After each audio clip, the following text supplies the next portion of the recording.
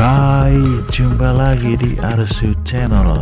Jangan lupa subscribe, like, serta bunyikan loncengnya supaya tidak ketinggalan info terbarunya.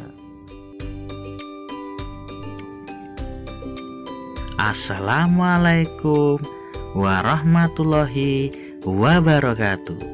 Semangat pagi. Apa kabar adik-adikku semua? Baik-baik saja bukan? Sebelum pembelajaran, marilah kita berdoa menurut agama dan kepercayaannya masing-masing. Berdoa mulai. Selesai. Hari ini kita akan belajar tentang tema 1, subtema 3, pembelajaran 1. Nah, ini adalah sebuah gambar berilustrasi. Amatilah ilustrasi gambar tersebut. Buatlah sebuah cerita berdasarkan gambar ilustrasi tersebut. Namun, sebelumnya adik-adik harus menentukan ide pokok tiap-tiap paragraf terlebih dahulu. Contohnya, ide pokok pertama misalnya bahan baku pembuatan gerabah adalah tanah liat. Kemudian ide pokok paragraf yang kedua, tahap pembuatan gerabah menggunakan beberapa teknik. Dan ide pokok paragraf yang ketiga, tahap finishing gerabah dengan pemberian warna.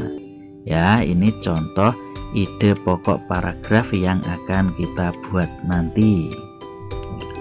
Selanjutnya, kita kembangkan ide pokok paragraf yang pertama.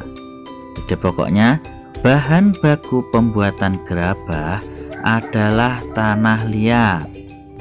Jadi untuk kalimat pengembangnya nanti kita mengikuti ide pokok paragrafnya, yakni tentang pembuatan gerabah.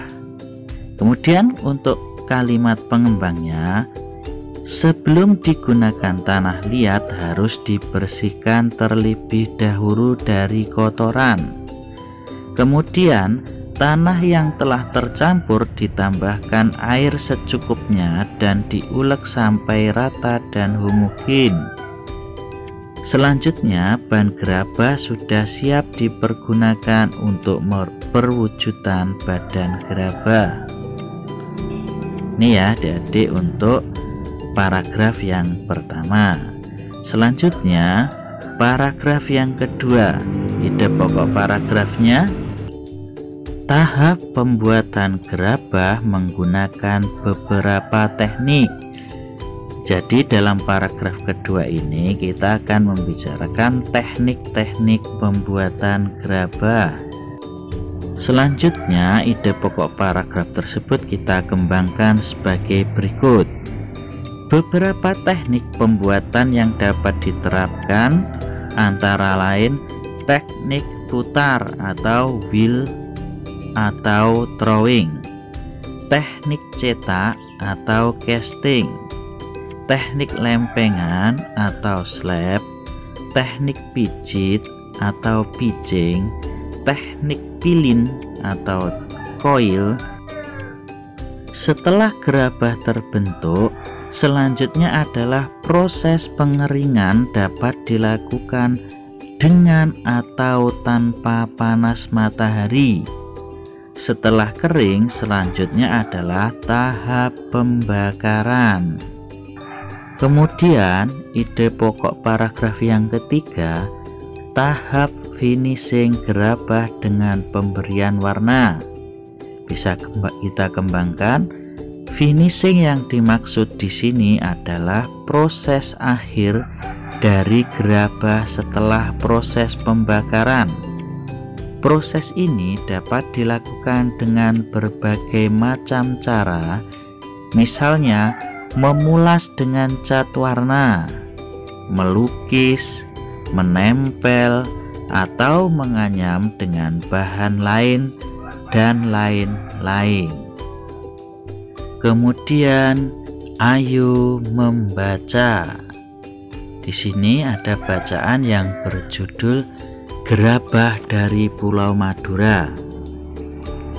Salah satu warisan karya budaya yang sangat tua, luas persebarannya, dan mampu bertahan hingga sekarang adalah gerabah, yakni barang pecah belah dari tanah bakar yang dibuat secara tradisional.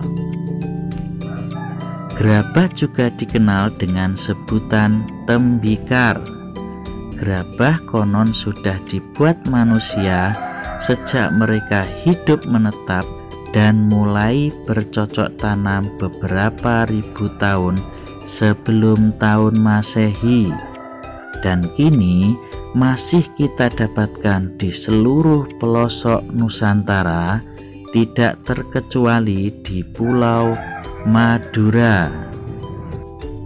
Pada situs-situs kebudayaan dan purbakala banyak dijumpai gerabah atau tembikar yang difungsikan sebagai peralatan atau perkakas rumah tangga dan untuk keperluan peribadahan serta penguburan mayat.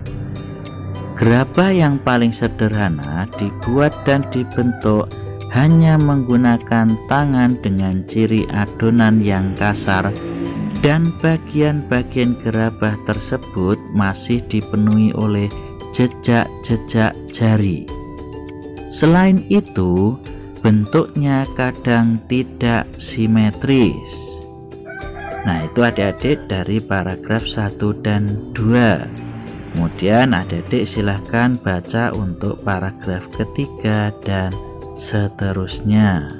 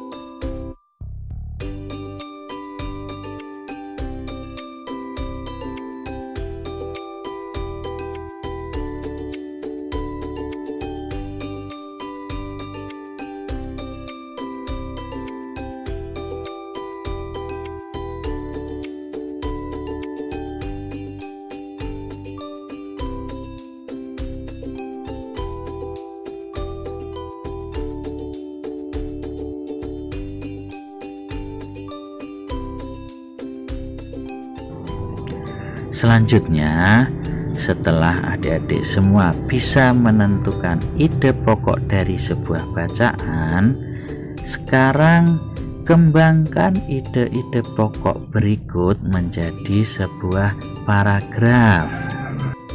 Nah, ini ide pokok paragraf yang pertama, tanah liat banyak kegunaannya. Kemudian silahkan dikembangkan menjadi sebuah paragraf. Ini contoh saja, bisa dikembangkan. Salah satu jenis tanah liat yang banyak memiliki manfaat adalah tanah liat. Tanah liat dapat digunakan untuk membuat berbagai jenis kerajinan gerabah seperti vas, poci, dan lain sebagainya. Kemudian ide pokok paragraf yang kedua, proses pembuatan gerabah dari tanah liat. Di sini bisa dikembangkan lagi untuk kalimat pengembangnya. Agar dapat menghasilkan gerabah yang bagus, tanah liat haruslah melalui beberapa proses pengelolaan terlebih dulu. Tanah liat dibuat adonan dengan mencampur air, kemudian diaduk dan dibolak-balik agar lebih pekat dan lengket. Tujuannya adalah untuk mengeluarkan udara dalam tanah agar mudah dibentuk dan hasilnya tidak mudah retak. Setelah adonan tanah liat jadi, baru kemudian masuk pada tahap pembentukan dengan menggunakan berbagai macam teknik dan alat, hingga pada akhirnya tanah liat yang sudah terbentuk tersebut dibakar dalam waktu dan suhu tertentu. Ide pokok paragraf yang ketiga, macam-macam peralatan yang terbuat dari tanah liat. Kemudian kita harus mengembangkan sesuai ide pokok paragraf tersebut. Banyak barang-barang di sekitar kita yang terbuat dari tanah liat, seperti asbak, vas bunga, kendi, teko, dan cangkir. Bahkan ada juga meja dan kursi yang terbuat dari tanah liat. Barang-barang yang terbuat dari tanah liat memiliki nilai seni dan keindahan tersendiri dibandingkan dengan barang-barang yang terbuat dari bahan lainnya. Nah, itu ya adik-adik, pengembangan dari 3 paragraf. Adik-adik selanjutnya bisa mengembangkan ide pokok paragraf itu sesuai dengan pikiran adik-adik menggunakan teknik 5W1H. Pengrajin gerabah merupakan salah satu profesi yang ada di Indonesia.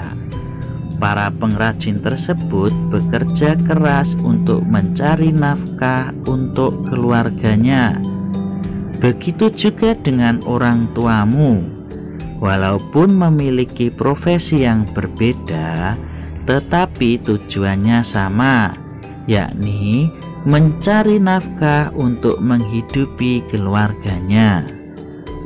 Lalu, bagaimanakah caramu untuk membalas kerja keras orang tuamu? Nah, ini adalah beberapa cara membalas kerja keras orang tua, antara lain: 1. Belajar dengan tekun dan menggunakan waktu luang untuk belajar. 2. Mematuhi semua nasihat orang tua. 3. Bersikap hormat dan sopan terhadap kedua orang tua. 4. Ikut meringankan pekerjaan orang tua dengan membantu sesuai kemampuan. Nah, demikian tadi pembelajaran hari ini. Semoga video pembelajaran ini bermanfaat buat adik-adik semua. Billahi taufiq wal hidayah. Wassalamualaikum warahmatullahi wabarakatuh.